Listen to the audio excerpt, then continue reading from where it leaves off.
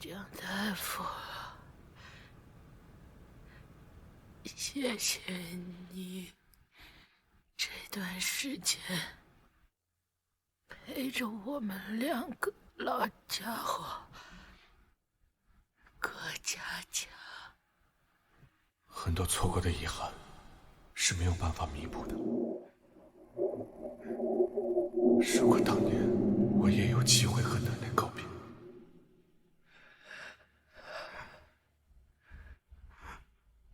我最放心不下的就是你。别跟你爸知己好好相处，赶紧撤个家，奶奶才能安心啊。蒋大夫，你是一个好人。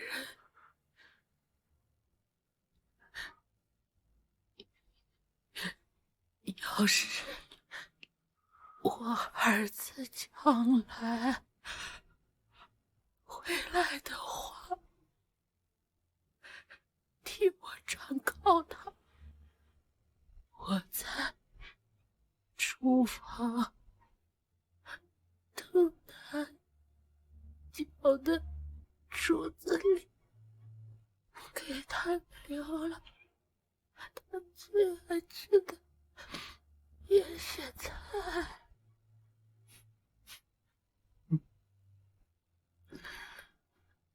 让他记得回家看他。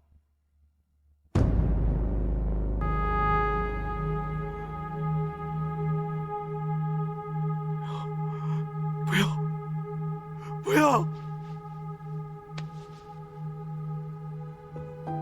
奶奶，奶奶，奶奶！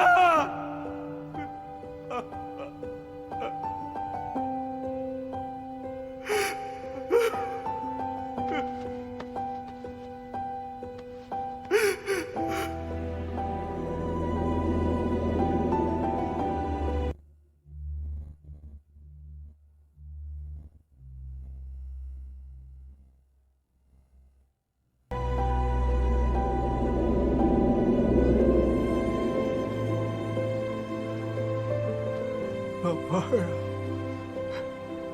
回家，跟我回家。大村小村还等着咱呢。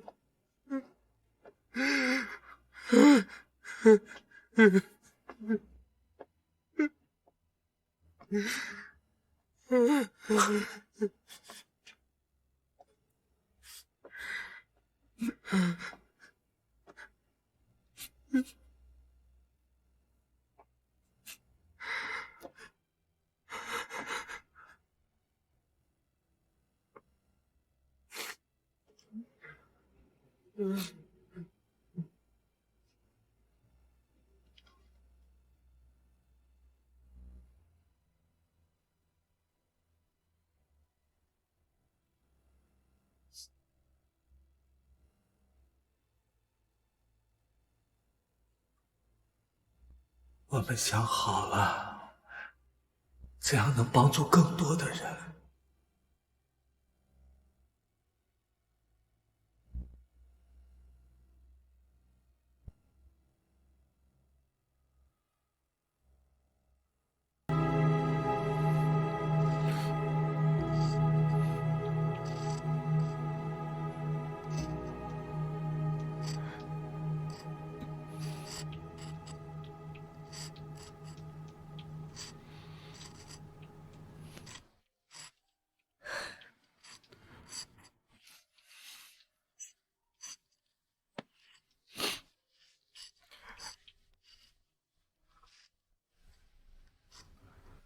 如果我没有被停止，我能救回的。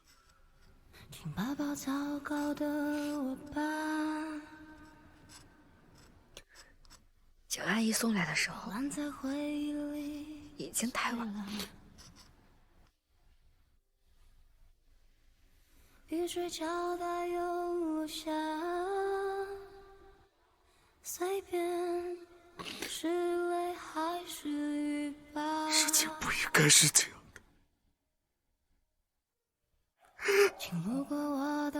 我一次又一次的提醒他，要注意柯大爷的口腔状况。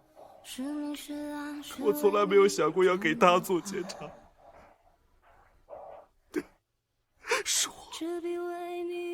是我的问题。如果我但凡再细心一点，也许这一切就不会是现在这样。天才，你看着我，你看着我。没有人希望这样的事情会发生。蒋阿姨她是糖尿病合并颌下间隙感染，这样的并发症本来就很难去预防，再加上发展特别迅速，我们已经在力所能及的范围内做到了最好。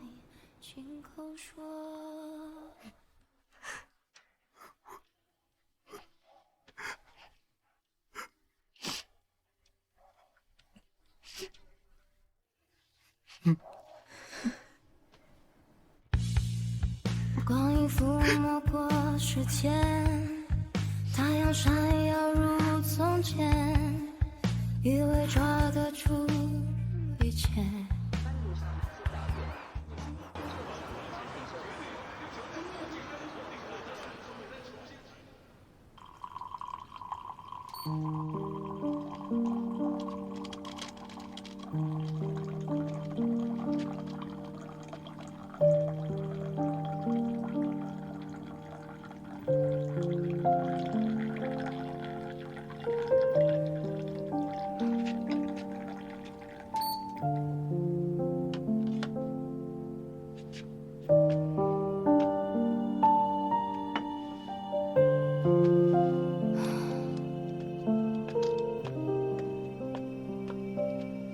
他怎么样？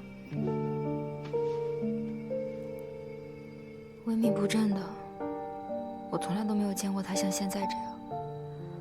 那你真的相信新闻里说的吗？当然不信了。你要的原视频我找到了，那患者家属我们都认识。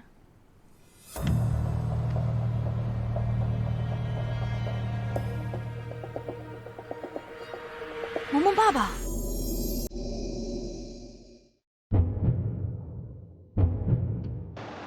牙齿与外伤断裂或脱落之后，应避免直接触碰牙根，或用卫生纸等物品包裹，应将其置于生理盐水或牛奶当中，或置于舌下，黄金30分钟之内可实现再治。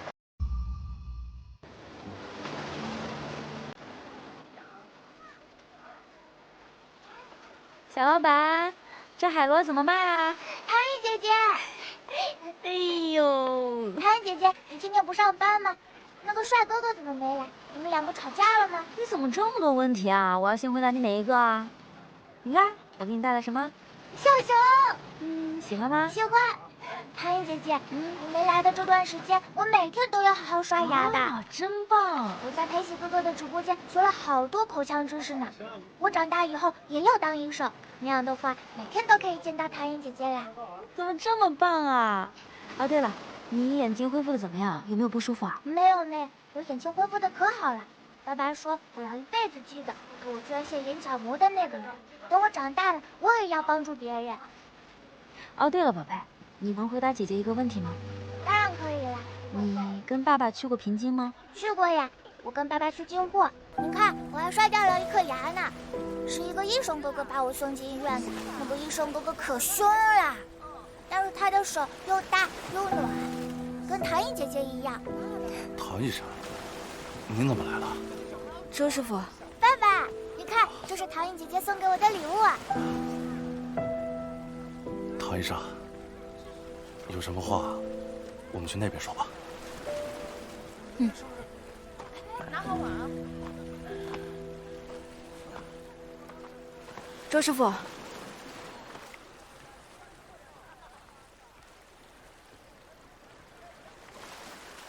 这不是真相吧？唐医生，我知道你是好人，我也知道你和江医生的关系，但你是你，他是他，你不用替他说好话。周师傅，我们都不相信他会做出这样的事情。如果中间有什么误会，我们可以解释清楚。但是流言蜚语真的会毁了他的职业生涯的。没有什么误会，你看到的就是事实。他为了先救那个有钱人，就把我女儿丢下了，凭什么？我女儿摔得那么惨，满脸都是血，一直喊着疼。我一次次的求他，可他呢？他就是个冷血无情的人渣，他不配做医生。可你知道吗？就是你口中的这个人渣，他20岁就拿起了手术刀，他是平津医院史上最年轻的主治医师。他可以24小时连轴转8台大型手术，他可以为了一个个素不相识的陌生人跟权威专家据理力争，就为了那1%的治愈可能。这样的人怎么可能会因为患者的身份而区别对待呢？我跟你道歉。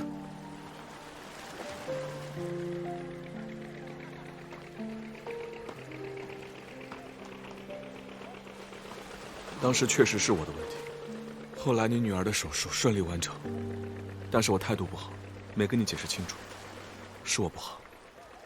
江医生，隔壁这个是秦院的朋友，先来处理一下吧。生命体征平稳，就先从 CT， 头颈胸腹全扫。这里不是有医生吗？医生，快！病人正在清创，谁允许他拉开床帘的？我是你们秦院的朋友，我儿子现在伤得很重，我希望你们先给他检查。头盔面罩内有血迹，面部全未见开放性创口，可能会有口内损伤。别摘头盔。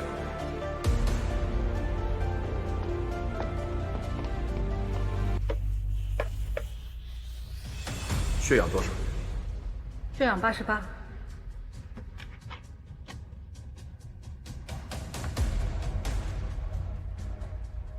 开启第3通道，准备手术。好。医生，是我女儿先来的，她内伤还没检查清楚，我……哎，这干嘛？你接手清创。好的。快带走。我之所以先救那个，是因为我当时判断你女儿的情况暂时比较稳定，而那个人如果不立刻手术，她的生命就会走到终点。我知道我现在不管说什么，都无法弥补当时你女儿受到的痛苦，但这就是真相。在医生的眼里，病人没有贫富贵贱，每个生命我们都尊重。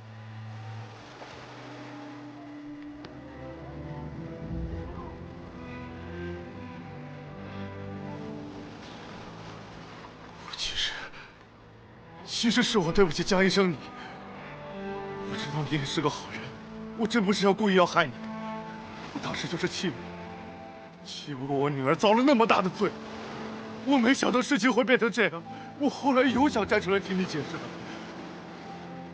可我看到那些捐款后，我实在是没有办法。我母亲躺在重症监护室，一天就好几千，我女儿的眼睛又看不见，我实在是走投无路了。那些钱，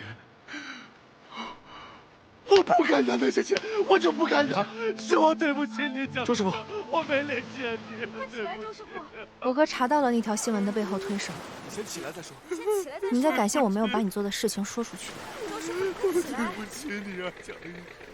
随你吧，不重要。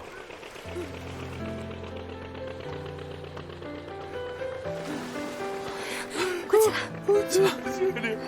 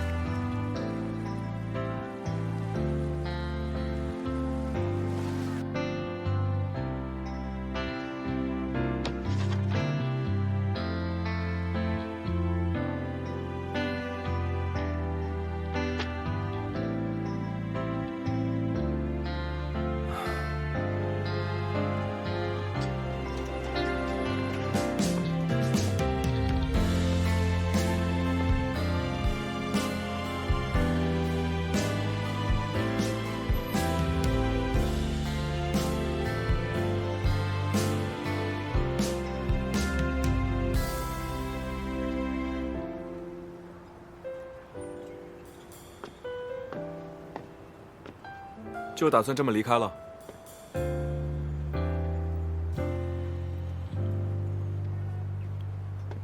不然呢？等着你这个胜利者来看我笑话。事情已经过去了，没有人会追究真相。你用不着拿你医学世家、天之骄子的光环来施舍怜悯。我程培阳做过的事，我认。就因为唐一？或许吧。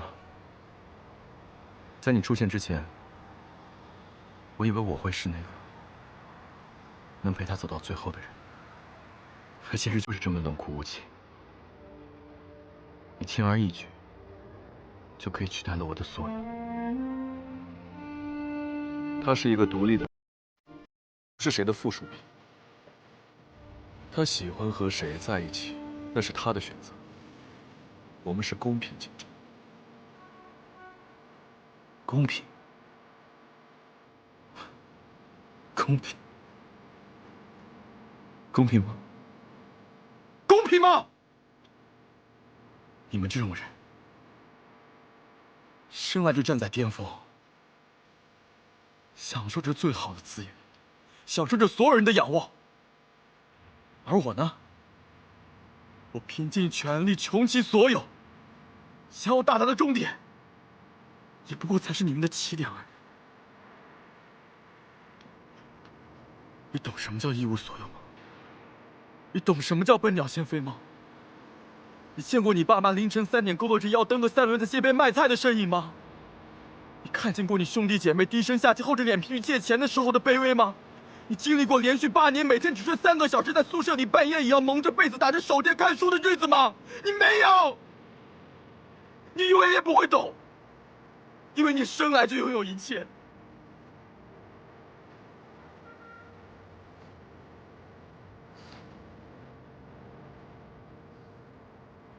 是，我承认，我嫉妒你，我嫉妒的要命。我没有家世，没有背景，没有人脉，我最难的时候连一桶泡面我都要分2顿吃。我努力奋斗了这么久，就是为了能够和过去的生活说再见，就是为了能够让所有我在的人都可以过得更好一点。就是为了能够在我喜欢的人面前能够更有底气一点。我有错吗？我有错吗？为什么？为什么就连这一点点的希望都不能留给我？我从来没有觉得你低人一等，我也没觉得我自己高人一等。甚至如果我处在你的位置，我可能做的还不如你。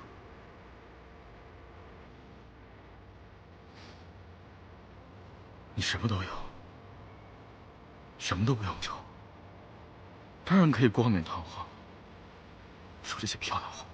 你只看到我头顶上天之骄子的光环，但你看不到我背后小心翼翼过的每一天。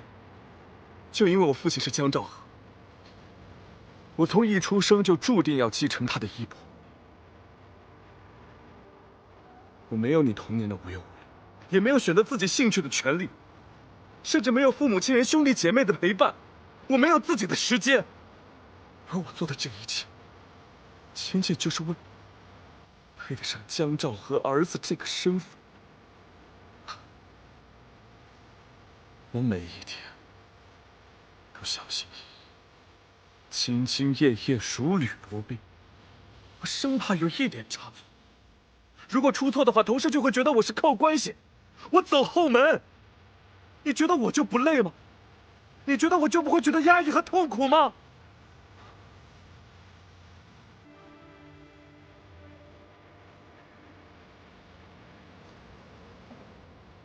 我选择不了自己的出身，但我知道我的未来该怎么走。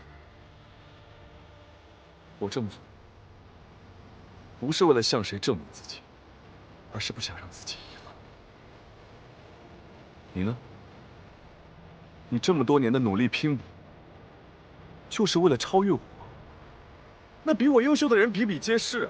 难道你以后的每一天都要活在和他们的比较当中，去超越他们每一个人？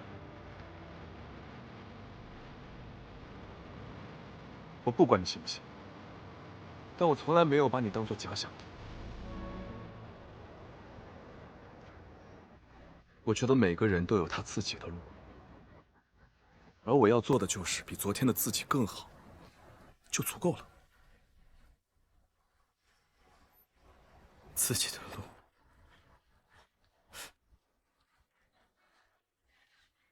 当初我以为，只要我有满腔热血，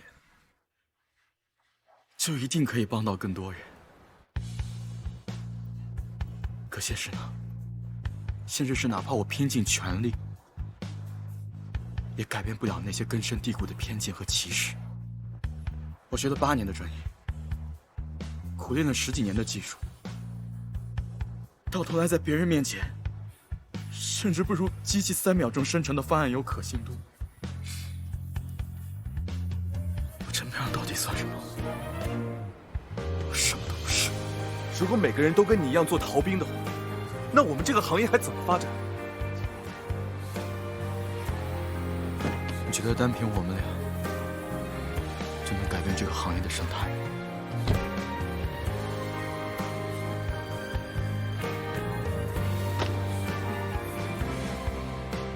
不试试怎么知道呢？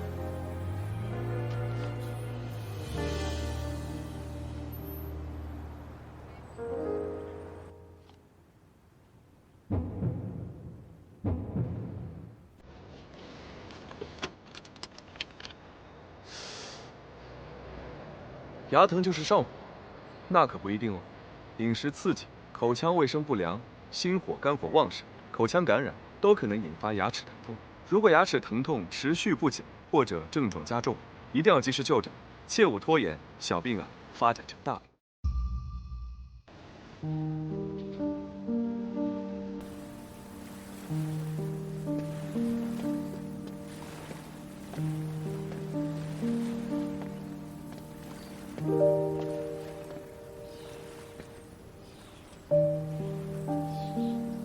你还是不打算劝他去里昂吗？劝。我们这一行最重要的就是尊重患者的主诉。他想留下，自然有他自己的道理。10年前，我记得国内能做复杂口腔种植的医院屈指可数，那进口材料也是贵得吓人。但是现在呢，材料国产化了，价格也便宜了，老百姓也都能看得起牙了。我看着江天才面对那些患者露出真挚的笑容，这难道不比他收到里昂的邀请函更加有意义吗？不管你怎么说，我都不会放弃。我爱了他15年，就算你们2个在一起，我也不会坐以待毙的。其实你每一篇关于术后镇痛优化的论文，我都读过好几次。我当时就在想，你是如何把麻醉做到这么精准的？一个能让患者在清醒状态下无痛完成手术的麻醉师，那对于我们口腔外科来说，简直就是守护神了。你犯不着恭维我。没有，一点都没有恭维。我经常在想，我如果自己能用最新的技术帮助一个先天性牙缺的小朋友，让他重拾自信，重获笑容，能够不再自卑地捂着嘴笑，那我自己也会很自豪，很骄傲。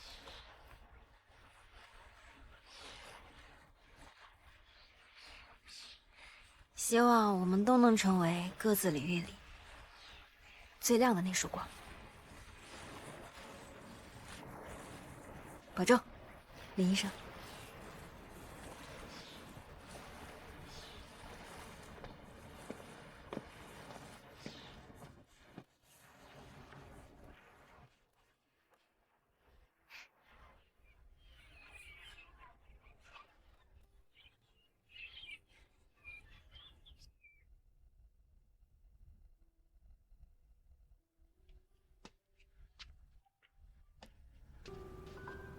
哎，如您所愿，满意了。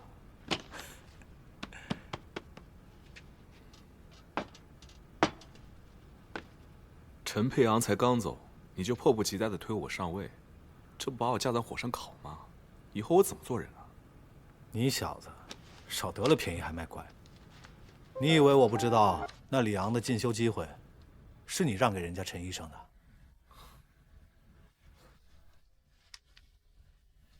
为什么是综合科？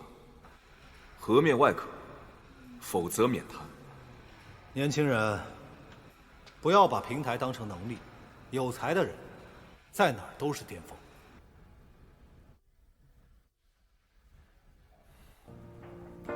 知错能改，善莫大焉嘛。毕竟他在专业上也是个不可多得的人才。那你就那么能肯定，他回来以后不会再跟你争个你死我活？我愿意相信，相信的力量。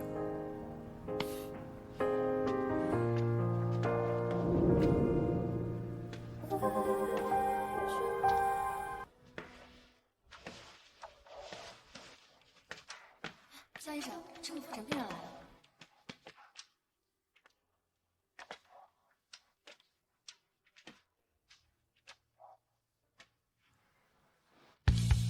那你先忙，我随便逛逛。嗯，好的。来，让哥哥听一下啊。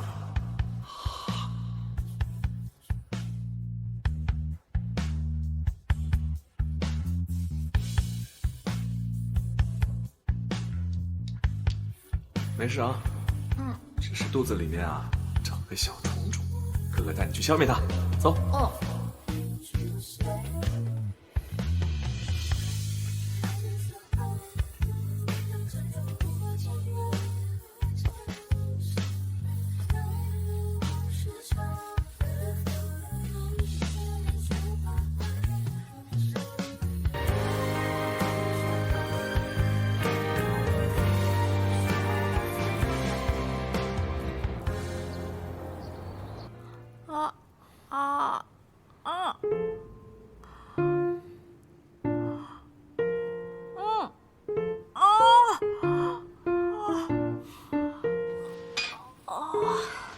江天才，明明就是做一个口腔探查，你为什么给我整那么痛啊？你的这颗智齿，就跟你这个人一样，长得又丑又歪又野蛮，那不使点劲儿怎么看得清啊？哈哈哈！明明就是你技术不过关。你别出去乱说啊，让别人听到，我这个副主任的脸往哪儿搁？哦，那你给我个封口费呀。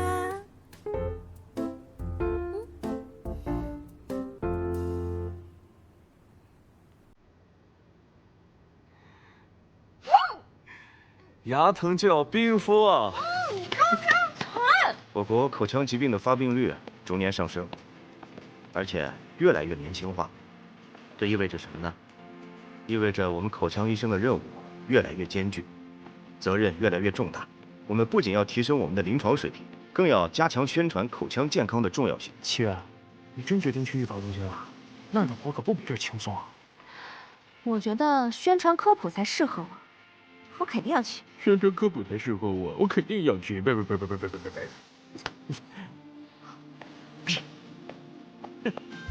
像种植机器人、AI、数字医生这些高科技的应用，其实正在逐步改变我们传统的治疗方式，让医生的治疗更加精准、高效的同时，也让患者的舒适度和满意度有所提高。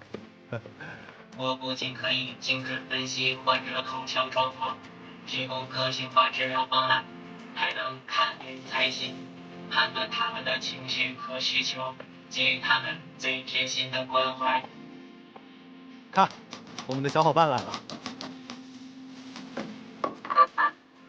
我相信在不久的将来，各位可能都要拜我的兄弟为师了。真不愧是曾院培养的徒弟啊，真是青出于蓝而胜于蓝呐。可我倒觉得，这机器虽然精密强大，但更宝贵的还得是我们人，是我们各位中国口腔医生，因为我们有着永远无法被替代的温度和同理心。有车祸伤员即将搜查诊断，请各位医生做好接诊准备。有车祸伤员即将搜查诊断，请各位医生做好接诊准备。有车祸伤员即将搜查诊断，请客户的医生做好接诊准备。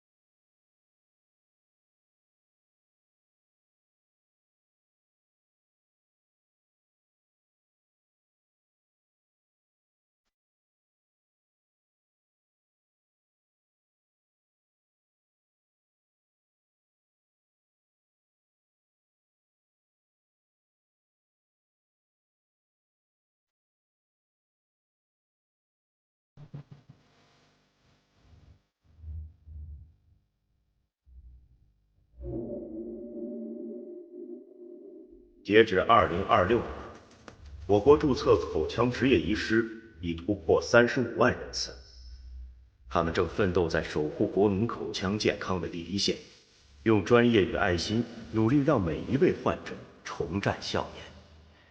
在健康中国2030战略指引下，未来5年，中国口腔医疗行业将迎来更加广阔的发展空间，全民口腔健康管理的曙光已然可见。